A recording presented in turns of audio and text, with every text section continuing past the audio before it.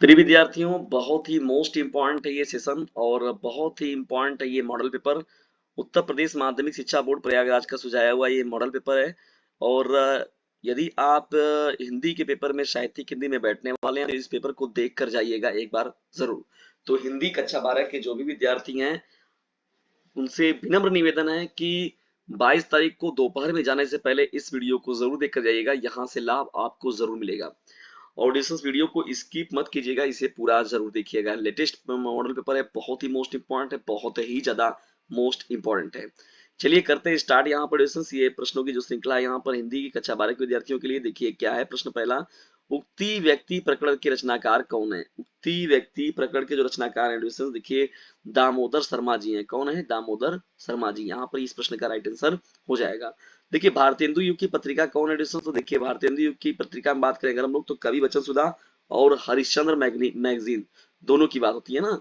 कवि वचन सुधा और हरिश्चंद्र मैगजीन दोनों की बात हो रही है, ठीक है, दोनों ही महत्वपूर्ण हो जाएगा।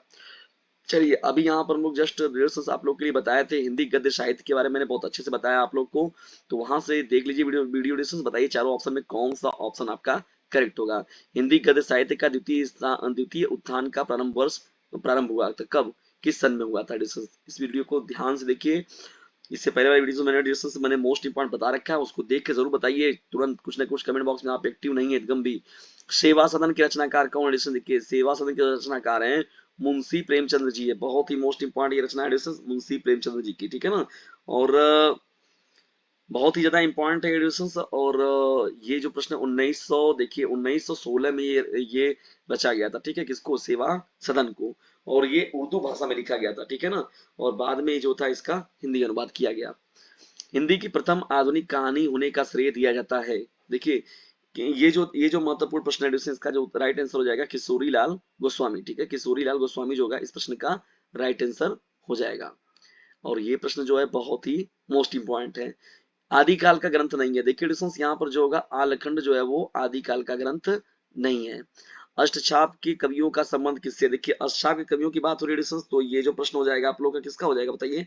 लेटेस्ट है कवि जो ये मुख्य रूप से हो जाएगा अष्टछाप के कवियों का संबंध जो होगा, तो ये वल्लभाचार्य के जो पुत्र थे विठल नाथ जी उनके द्वारा ही स्थापित किया गया था अष्टछाप। और इसमें जो मुख्य जो बातें थी वो कृष्ण भक्ति शाखा से संबंधित थी। किससे? कृष्ण भक्ति शाखा से संबंधित बात होती थी, ठीक है ना। ये महत्वपूर्ण हो जाएगा इस प्रश्न का। श्रृंगार और वात्सल्य रस के अमर कवि कौन है? तो देखिए डिस्टेंस यहाँ पर जो सूरदास जी हैं इस प्रश्न का राइट आंसर हो जाएगा, ठीक है, बहुत ही इंपॉर्टेंट ये प्रश्न है।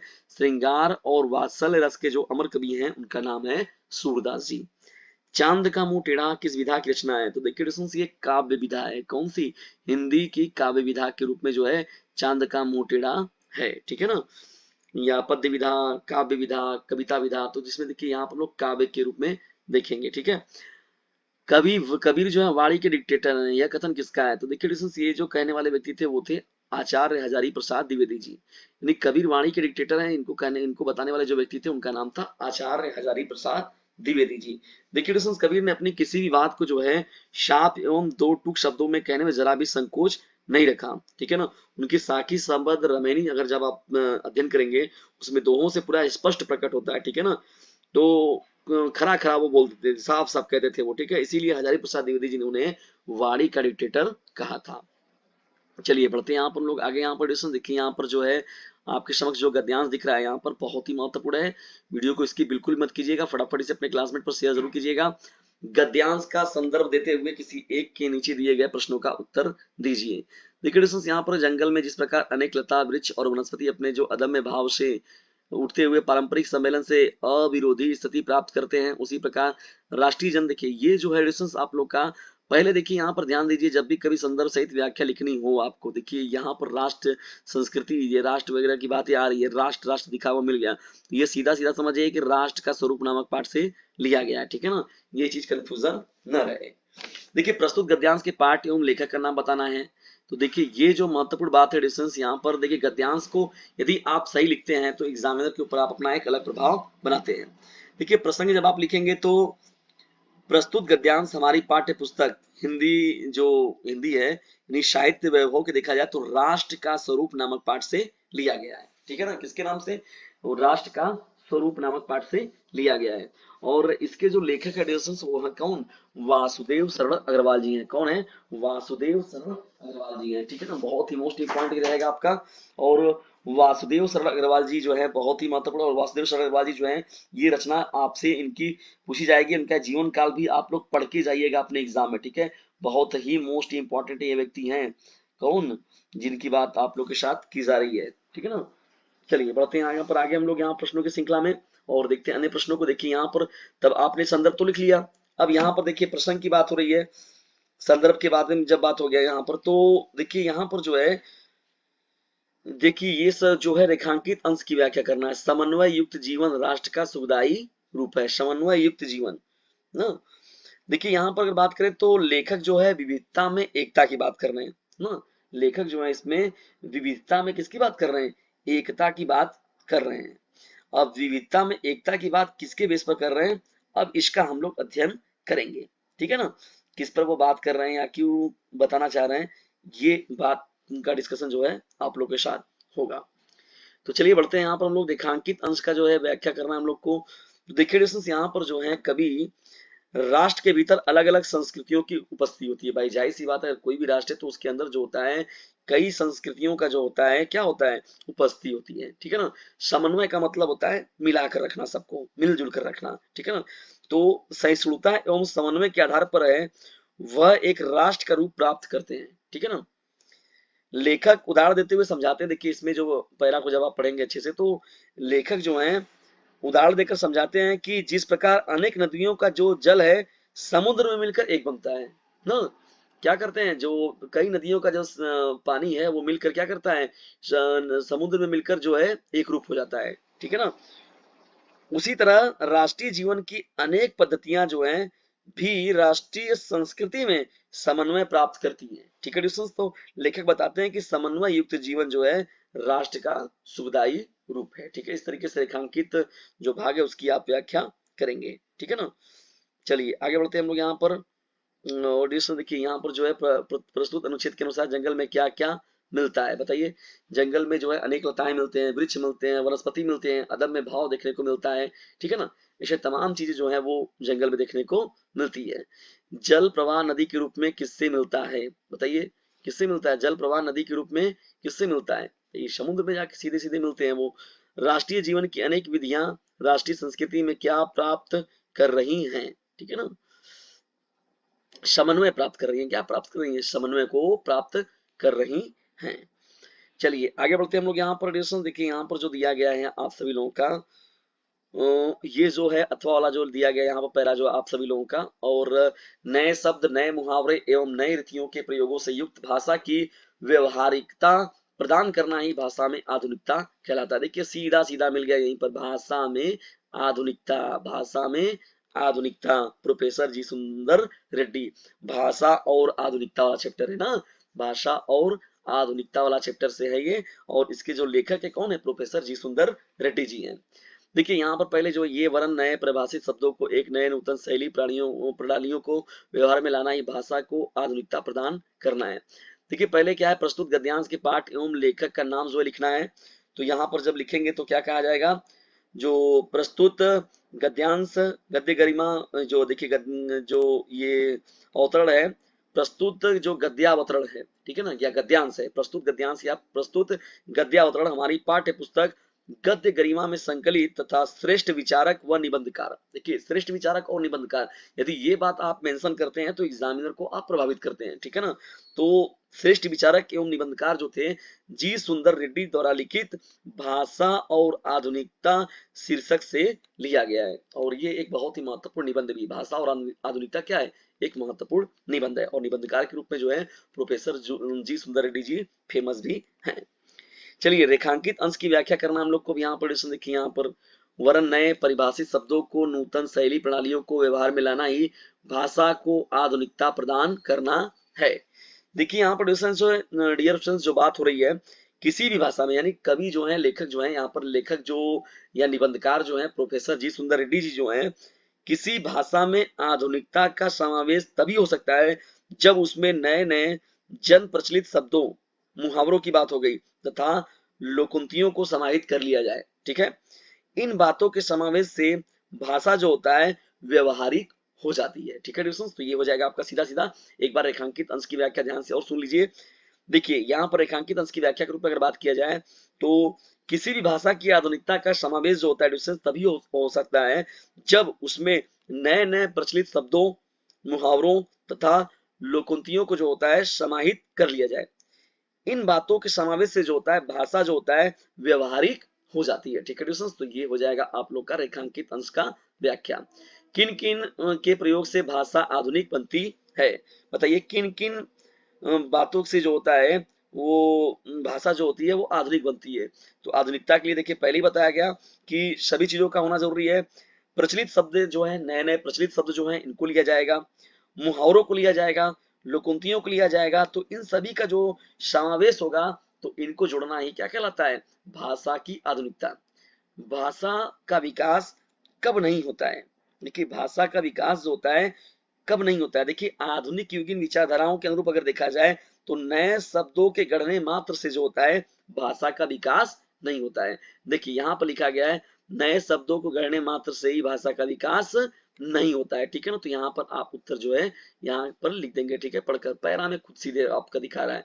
ठीक है दोस्तों, तो पैरा को अगर एक बार देख लेंगे तो उसके बेस पर आप आसानी से बनाकर लिख देंगे। नए शब्द गढ़ने मात्र का क्या तात्पर्य है, स्पष्ट कीजिए। देखिए दोस्तों, नए शब्द के बारे में बात किया जाए तो नई परिभाषिक शब्दों को एवं नूतन शैली प्रणालियों को व्यवहार में लाना ही भाषा को आधुनिकता प्रदान करना होता है। ठीक है, तो ये हो जाएगा आपका पांचवें शब्द का उत्तर। ठीक है, ये भी मोस्ट इंपॉर्टेंट था प्रश्न डिस्टेंस। देखिए पैरा का पूरा डिस्कस किया जा रहा है, इन पैरा को ध्यान से पढ़ लीजिएगा आप लोग। और देखिए मैंने अपने स्तर से जो है आप सभी लोगों को समझाने का प्रयास किया डिस्टेंस, लेकिन मेरा समझाना तभी सार्थक हुआ एडिशन जब इसे आप दूर तक फैलाएंगे और जबरदस्त तरीके से आपका जो है 1 से 2 दिन का समय है उसमें जो है इस वीडियो को आप लोग वायरल कर देंगे। ठीक है दोस्तों, चलिए बढ़ते हैं यहाँ पर हम लोग आगे आप सभी लोगों के लिए और मोस्ट इंपॉर्टेंट प्रश्नों की श्रृंखला में। देखिए रात्रि के बजने वाले हैं 11, 19 तारीख का समय है डेट एडिशन। देखिए यहाँ पर 19 फरवरी और रात्रि के जो है 10:55 लगभग 11 बजे रात को डिस्कस आप सभी लोग के लिए कंटेंट बनाया जा रहा है और सुबह आपको ये प्रोवाइड कराया जाएगा। तो इसे जबरदस्त तरीके से शेयर कीजिएगा अपने क्लासमेट पर। बहुत ही महत्वपूर्ण ये पद्यांश है। नील परिधान बीच सुकुमार, खुल रहा मृदुल अधकुला अंग, खिला हो ज्यों बिजली का फूल, मेघ वन बीच गुलाबी रंग। ठीक है, चलिए रेखांकित भाग तक मैं पढ़ रहा हूँ क्योंकि रेखांकित भाग तक का ही हम लोग को इस पर चर्चा भी करना है आप सभी लोगों के साथ। तो चलिए प्रस्तुत पद्यांश के पाठ एवं कवि का नाम बताना है। देखिए दोस्तों ये महत्वपूर्ण बात है।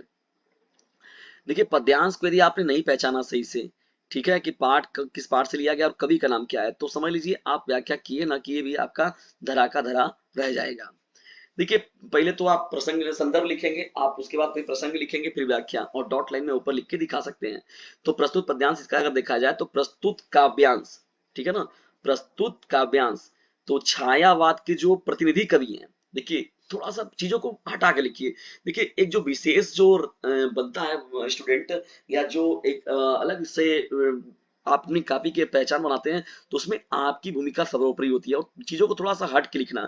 मैं कभी नहीं कहता हूं कि कभी डायरेक्ट आप परिचय दे दीजिए किसी का। जयशंकर प्रसाद बता दीजिए कि भैया जयशंकर प्रसाद तो हैं, यानी प्रस्तुत काव्यांश हमारी पाठ्य पुस्तक जो इससे है और श्रद्धा सर्ग में लिया गया और महाकाव्य कामायनी से उद्धृत है और इसके जो लेखक है वो कौन है, जयशंकर प्रसाद जी हैं। लेकिन यहाँ पर बताइए आपकी जो प्रस्तुत काव्यांश जो है छायावाद के प्रतिनिधि कवि, देखिए छायावाद में सबसे महत्वपूर्ण व्यक्ति के कवि के रूप में जो है प्रतिनिधि कवि कौन है, जयशंकर प्रसाद जी है।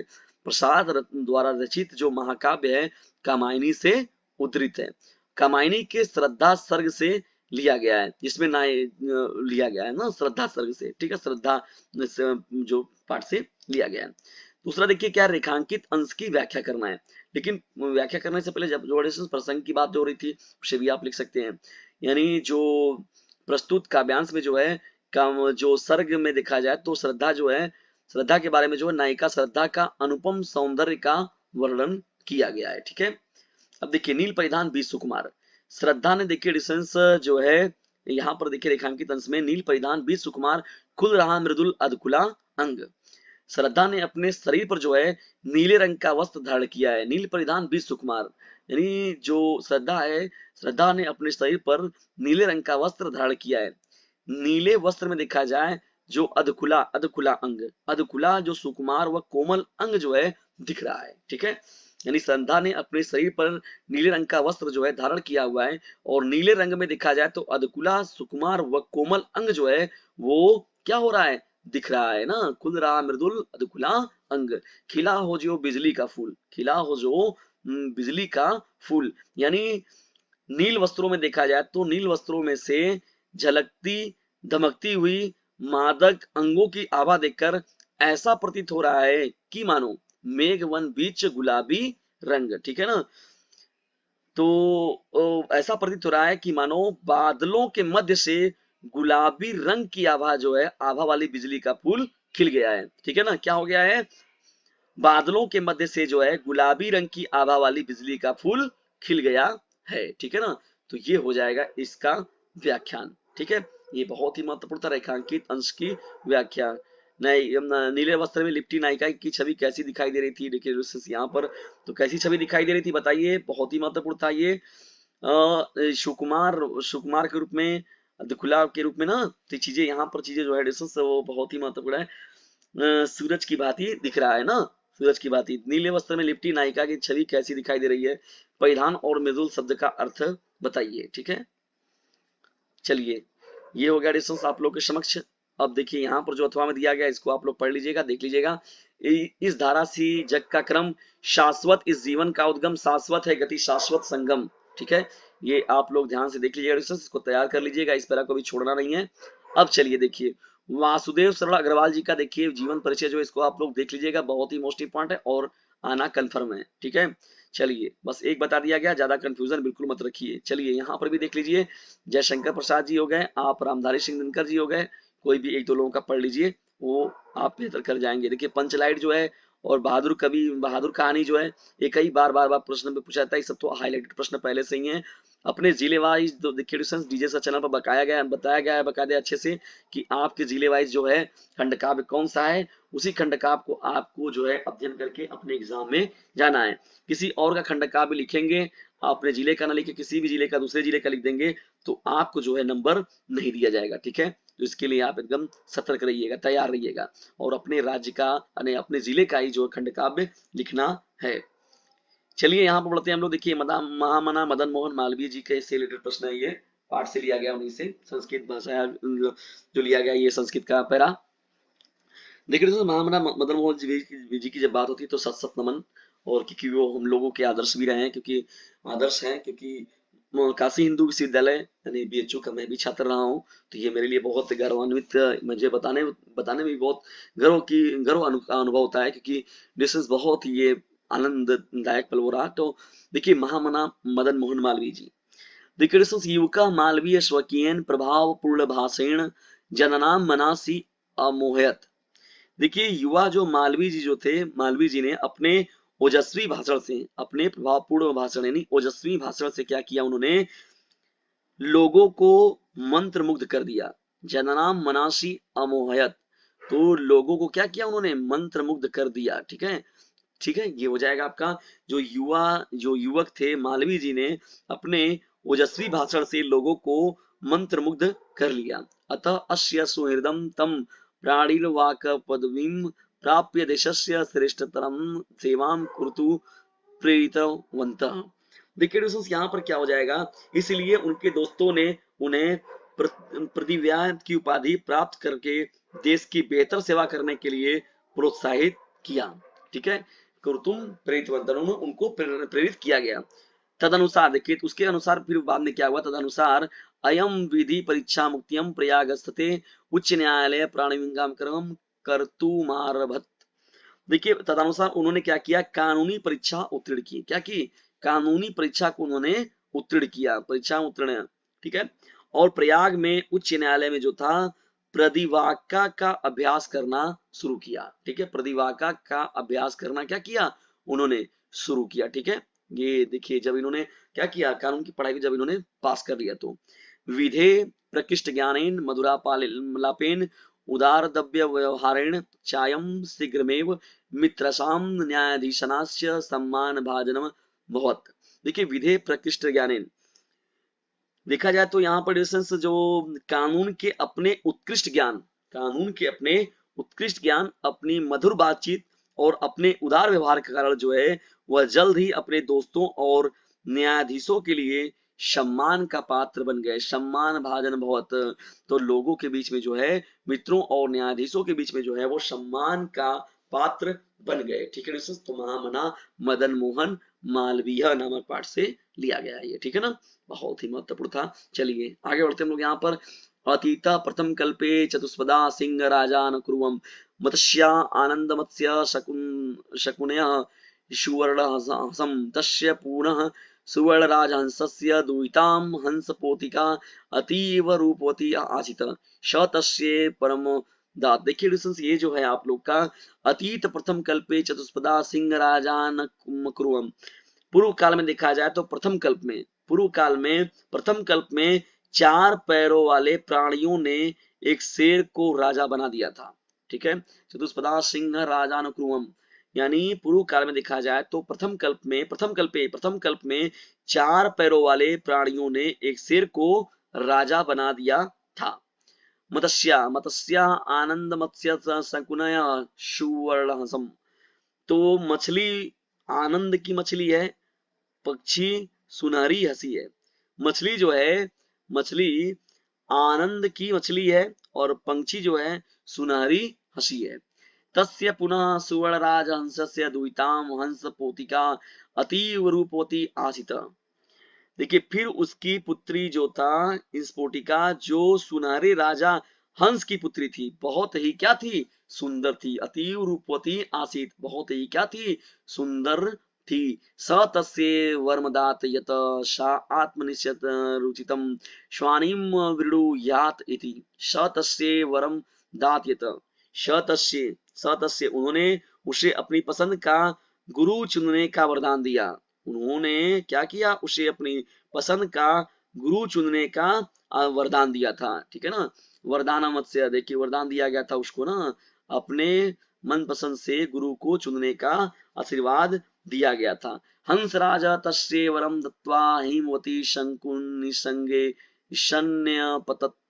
हंस राजा तस्य, हंसों के राजा ने उसे वरदान दिया, हंसों के राजा ने उसे क्या किया, वरदान दिया, और हिमालय में पक्षियों की संगति में गिर गया, और हिमालय में पंछियों की संगति में क्या किया, गिर गया। ठीक है, वरदान दिया न दिया। फिर यहाँ पर देखिए नाना प्रकारा हंस मयूरादय शंकुनिंगड़ा समागत्य एकस्मिन महति पाषाण तले शन्य पतत। तो देखिए नाना प्रकार मतलब यहाँ पर डिस्टेंस होगा, हंस और मोर जो थे, विभिन्न प्रकार के पक्षी एक साथ इकट्ठे हुए और बड़े पत्थर के फर्श पर रहने लगे। ठीक है, बड़े पत्थर के फर्श पर, पाषाण तले, बड़े पत्थर के फर्श पर क्या करने लगे, वो वहां पर रहने लगे। सन्य पतत, वहां पर रहने लगे। आगे बढ़ते हम लोग। हंस राजा आत्मना चिंत रुचितम स्वामिकम आगत्य वृडुत्यात इति दुहितर्मादि देश। हंस राजा आत्मना चिंत रुचितम स्वामिकम आगत्य वृडुयात इति दुहितर्मादिशेष देश। हंस राजा आत्मना, हंसों के राजा ने अपनी बेटी को आदेश दिया ना, क्या किया, हंस राजा आत्मना चितुरारा स्वामित्वम आगत्यम वृणान, यानी कि हंसों के राजा ने अपनी बेटी को क्या दिया, आदेश दिया कि वह आकर अपनी पसंद का स्वामी चुने, वह आकर क्या करे, अपने पसंद का स्वामी चुने। ठीक है, शाह संकुनी संगे अवलोकयन्ति मणिवर्ण गिरिवचित्र प्रेक्षणम मयूरा दृष्ट्वा अयम मेम स्वामिनो भवतु इत्यभासत। तो यहाँ पर उसने के चुने, उसने पक्षी के चारों ओर देखा और एक मोर को मणि के रंग की गर्दन और सुरम्य रूप के साथ देखा और कहा, इसे मेरा स्वामी बनने दे। अयम में स्वामियो भवतु इत्यभासत, इसे मेरा स्वामी बनने दे, ऐसा उसने कहा। ठीक है, चलिए आगे बढ़ते हम लोग। यहाँ पर नेक्स्ट अब देखते हैं। यहाँ पर देखिए श्लोक वाले में से लिया गया है आप लोग का। भाषाओं में जो मुख्य है वो देवों की वाणी, देखिए गिरतार वाणी की बात हो रही है ना। भाषाओं की प्रधान मधुर और दिव्य जो गिरवाण भारती है, तस्याम ही मधुराम काम वे तस्मादपि सुभाषितम, उनकी जो कविताएं हैं मधुर है दिव्य हैं, मधुर हैं, और उनकी कहावतें जो हैं उससे भी बेहतर है। अथवा में देखिए जो दिया गया है आप लोगों के लिए यहाँ पर, ज्ञाने मौनम क्षमा शक्तो त्यागे श्लाघा विपर्यय गुणा गुणानुबंधित्वात् तस्य सप्रस्वा इवम्। तो यहाँ पर देखिए ज्ञाने मौनम क्षमा शक्तो त्यागे, तो यहाँ पर देखिए ज्ञान में मौन, बल में क्षमा है, और त्याग स्तुति के विपरीत है। सद्गुण जो होता है, सद्गुणों से जुड़े होने के कारण बच्चों के जन्म में उसके साथ होते हैं। ठीक है, बहुत ही महत्वपूर्ण था एडिशंस ये आप लोगों का। चलिए, ये संस्कृत का आप लोग को जो दिख रहा है एडिशंस को तैयार कर लीजिएगा। संस्कृत साहित्य प्रमुखा कवि के संति कालिदास किम धर्मम सर्वन्न प्रधानम, बताइए ज्ञानमय प्रदीपम केन प्रज्वलिते, ये सब आप सभी लोगों को याद रखना है एडिशंस। प्रदीप कस्य प्रदेशस्य राजा आसीत, श्रृंगार रस अथवा करुण रस, लेस अलंकार दृष्टवंत अलंकार की बात हुई। देखिए चौपाई, चौपाई में जानते हैं सम मात्रिक छंद होता है। प्रत्येक क्षण में कितनी मात्राएं होती हैं? 16 होती हैं।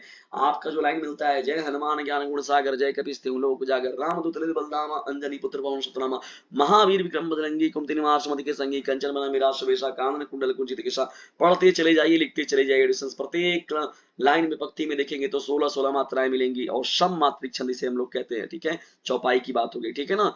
और दोहा के बारे में अगर बात किया जाए तो श्री गुरु चरण सरोज रज, देखिए पहले और तीसरे चरण में जो 13 और दूसरे और चौथे में 11 मात्राएं होती हैं। ठीक है, और ये अर्ध सम मात्रिक छंद होता है। ठीक है, बहुत ही महत्वपूर्ण। और सोठा का विपरीत होता है दोहा। अगर आप एग्जाम्पल की बात करें तो श्री गुरु चरण सरोज रज, निज मन मुकुर सुधारी, बरनौ रघुवर विमल जसु, जो दायक उपलचारी, बुद्धिहीन तनु जान के सुमिरो पवन कुमार, बल बुद्धि विद्या दो मोहि हरहु के स्वीकार। ठीक है, ये हो गया। इसके अलावा भी अगर कोई दूसरा सुनना चाहते हैं दुआ तो इसको भी नोट डाउन कर लीजिए। पवन तनय संकट हरन मंगल मूर्ति रूप, राम लखन सीता सहित हृदय बसहु शुरभूप। ठीक है, बहुत सारे हैं एडिशंस। अतुलित बलधामम हेम शैलावदेहम धनुजमन निशानम ज्ञानिनाम गणम शकल गुण ज्ञानम बाणाम दिसम रघुपति प्रियवक्तम बात जातम नमामि। ठीक है एडिशंस, तो इस तरीके से जो है आप अच्छे से तैयार कर सकते हैं।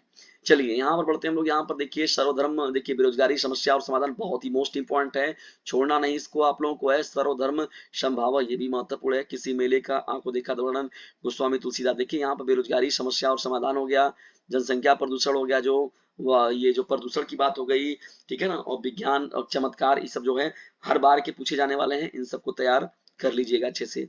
पावका का संधि विच्छेद क्या होगा? पावका का संधि विच्छेद क्या होगा? तो यहाँ पर हो जाएगा पौधन अका, पौधन अका, पौधन अका। कहाँ पर है? विकल्प नंबर अ, पौधन अका, पावका, पौधन अका क्या हो जाएगा? पौधन अका। ये जो है अयादि संधि हो जाएगा आपका। कौन सा संधि है? अयादि संधि। ठीक है ना, भूलिएगा नहीं, अयादि संधि है पौधन अका। ठीक है ना, चलिए आगे बढ़ते हम लोग यहाँ पर। और यहाँ पर देखिए प्रजते का संधि विच्छेद क्या होगा? प्रजते का तो प्रधन एजते, प्रधन एजते, प्रधन एजते, प्रधन एजते। देखिए यहाँ पर स, तो ये आपका राइट हो जाएगा। पुस्तकालय, देखिए क्या समय संधि कौन सा होगा? देखिए पुस्तक धन आलय, पुस्तक धन आलय, पुस्तक धन आलय। तो यहाँ पर देखिए अधन अ, फिर क्या हो गया? अधन आ इक्वल टू आ, तो यहाँ हो गया स्वर संधि हो गया ना। पुस्तकालय, पुस्तकालय में कौन संधि, कौन सा होगा ये? स्वर संधि ना आप लोग का। ये बहुत ही महत्वपूर्ण हो जाएगा। ठीक है, पुस्तकालय वाला जो आपका दीर्घ गुण ये सब होता है ना। चलिए आगे बढ़ते हैं। निम्नलिखित में से किसी एक विग्रह करके समास का नाम लिखिए। दशानन की बात हो रही है। देखिए डिस्टेंस 10 है आनंद जिसके, देखिए 10 है, 10 मुखों वाला व्यक्ति। तो 10 मुखों वाला व्यक्ति तो सभी लोग नहीं है भाई, रावण की बात हो रही है, दशानन की बात हो रही है। ठीक है ना, तो यहाँ पर क्या हो रहा है? न तो पहला पद प्रधान है न तो दूसरा पद प्रधान है, बल्कि दोनों मिलकर किसी तीसरे के पास जाना है। इसका मतलब ये हो जाएगा बहुव्रीहि समास। क्या हो जाएगा? बहुव्रीहि समास। कृष्ण सर्प, कृष्ण सर्प का जो है ये हो जाएगा कर्मधारय समास हो जाएगा। कृष्ण सर्प में कौन सा समास हो जाएगा? कर्मधारय समास हो जाएगा। देखिए प्रत्येक में अगर कहा जाए प्रत्येकम में तो अव्ययी भाव समास हो जाएगा। क्या हो जाएगा? अव्ययी भाव समास। देखिए प्रति एक या हर एक समय या हर एक, ठीक है ना, प्रति एक या हर एक, तो इसका इसमें जो समास मिलेगा आप लोग को क्या हो जाएगा? अव्ययी भाव समास हो जाएगा। बैंक में खाता खोलने के लिए बैंक प्रबंधक को जो है आवेदन या प्रार्थना पत्र देना है। यहाँ पर शहर में फैल रही संक्रामक बीमारी की तरफ जिलाधिकारी का ध्यान आकर्षित करने के लिए जो है आवेदन पत्र या प्रार्थना पत्र देना है। इसे भी देख लीजिएगा। धातु एवं प्रत्यय का योग बताना है। यहाँ पर देख लीजिएगा। एक शब्द का प्रत्यय लिखना है यहाँ पर, ये भी महत्वपूर्ण रहेगा आप लोगों के लिए। चलिए आगे बढ़ते हैं। यहाँ पर रेखांकित पदों में किसी एक पद में प्रयुक्त विभक्ति एवं संबंधित नियम का उल्लेख कीजिए। ठीक है डिस्टेंस, तो इस तरीके से था ये आप लोगों का महत्वपूर्ण पेपर, जिसका कि फुल डिस्कशन मैंने पूरा प्रयास किया आप सभी लोगों के लिए करने का। डिस्टेंस एक काम जरूर कीजिएगा, इसे फैला दीजिए अपने क्लासमेट पर, क्योंकि बोर्ड एग्जामिनेशन है आप सभी लोगों के नियर। ठीक है डिस्टेंस, 2 दिनों में ये वीडियो वायरल हो जाना चाहिए, मुझे बहुत ज्यादा उम्मीद है आप सभी लोगों से, क्योंकि आप सभी लोग जो है डीजे सर चैनल का जो सपोर्ट जरूर करेंगे, और इस चैनल का लिंक जो है उसे भरपूर तरीके से अपने क्लासमेट पर शेयर जरूर करेंगे। ठीक है दोस्तों, तो जाइए फटाक से इसे कर दीजिए अपने क्लासमेट पर शेयर, क्योंकि बोर्ड एग्जामिनेशन है आप सभी लोगों के नियर। हृदय की गहराइयों से विनम्रता पूर्वक आप सभी लोगों का धन्यवाद। डियर फ्रेंड्स, इसे शेयर जरूर कीजिएगा। ठीक है, और इस वीडियो को जो है आप सभी लोगों को मिलकर वायरल जरूर करना है। Thanks for watching this video. जय हिंद, जय भारत।